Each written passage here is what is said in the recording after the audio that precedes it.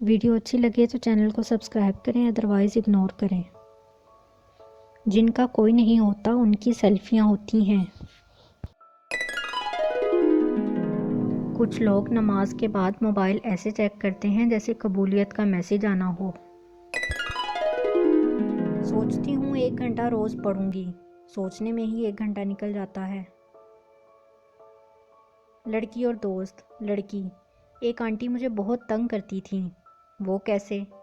جب کسی کی شادی ہوتی تھی مجھے کہتی تھی اب تیری باری ہے، لیکن میں نے ان کی یہ عادت ختم کر دی۔ دوست: وہ کیسے؟ لڑکی: جب کوئی مر جاتا تو میں اسے کہتی اب تیری باری ہے۔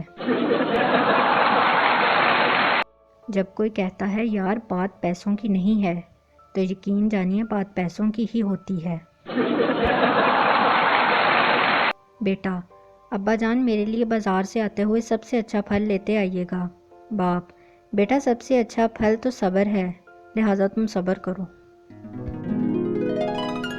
جو لوگ براہ راست نہیں بول سکتے وہ اسٹیٹس لگا لگا کے طعنے دیتے ہیں۔ شادی ہو رہی ہے الحمدللہ، ساتھ والی گلی میں۔ ماں گھبرائی ہوئی بولی: بیٹا جلدی آؤ، بہو کو فالج کا اٹیک ہو گیا ہے، منہ ٹیڑھا، آنکھیں اوپر، گردن گھوم گئی ہے۔ بیٹا: رہنے دیں امی رہنے دیں، وہ سیلفی لے رہی ہے۔ بعض اوقات تو ہم حد کر دیتے ہیں، خود کو دیکھتے ہیں اور رد کر دیتے ہیں۔ تشریح: اس شعر میں شاعر اپنی سیلفیاں ڈیلیٹ کر رہا ہے۔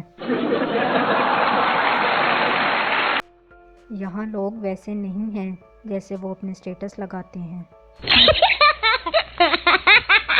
سب نے اتنی خامیاں نکالی ہیں مجھ میں کہ اب صرف فوبیاں ہی بچی ہیں۔ شکر ہے جانوروں میں کھانا پکانے کا رواج نہیں، ورنہ ہاتھیوں کے خاندان کی بہو تو روٹیاں پکا پکا کے ہی مر جاتی۔